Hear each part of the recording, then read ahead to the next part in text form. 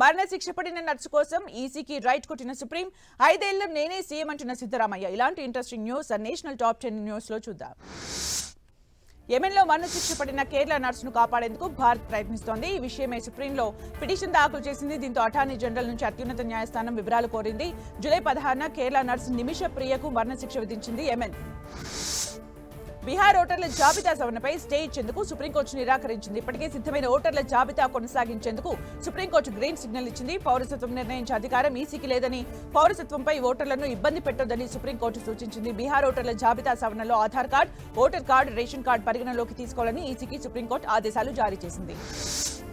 ముఖ్యమంత్రి పదవి నుంచి వైదొలగాలని కాంగ్రెస్ హైకమాండ్ ఆదేశించినట్లు వస్తున్న వార్తల్ని ఖండించారు Karnataka CM Siddaramaiah. DK Shivakumar CM పదవి ఆశిస్తున్న మాట వాస్తవమే అన్నారు. కానీ నాయకత్వం మార్పు లేదన్నారు. 2028 ఎన్నికల వరకు తానే సారథ్యం వహిస్తానని స్పష్టం చేశారు సిద్ధరామయ్య. ముంబైలోని ప్రభుత్వ బాలికల సంరక్షణ కేంద్రం నుంచి 9 మంది మైనర్ బాలికలు వెళ్లిపోయిన ఘటనపై బాంబే హైకోర్టు సీరియస్ అయింది.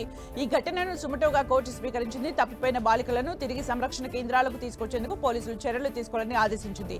ఈ క్రమంలో సంరక్షణ కేంద్రం సిబ్బందిపై హైకోర్టు సీరియస్ అయింది. ఇవాళ రేపు ఢిల్లీలో భారీ వర్షాలు కురుస్తాయని భారత వాతావరణ కేంద్రం హెచ్చరికలు జారీ చేసింది.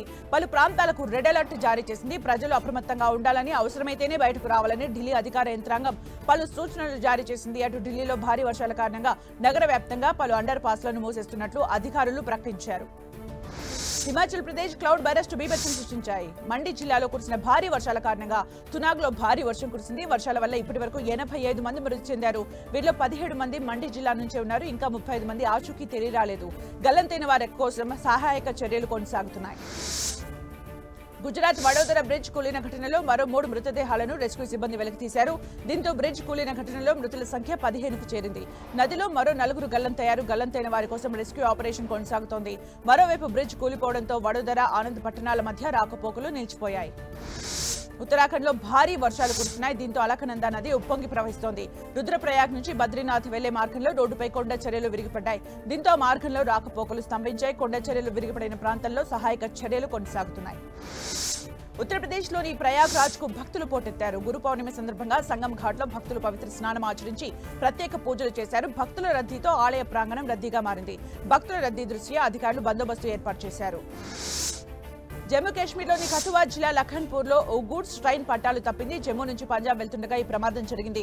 వర్షం కారణంగా రైల్వే ట్రాక్ పై కొండ చర్యలు విరిగిపడ్డాయి. దీనివల్ల రైలు పట్టాలు తప్పినట్లు అధికారులు ప్రాథమికంగా నిర్ధారణకు వచ్చారు. ఘటనా స్థలంలో సహాయక చర్యలు కొనసాగుతున్నాయి. ఈ మార్గంలో వెళ్లే రైళ్లు ఆలస్యంగా నడుస్తున్నాయి.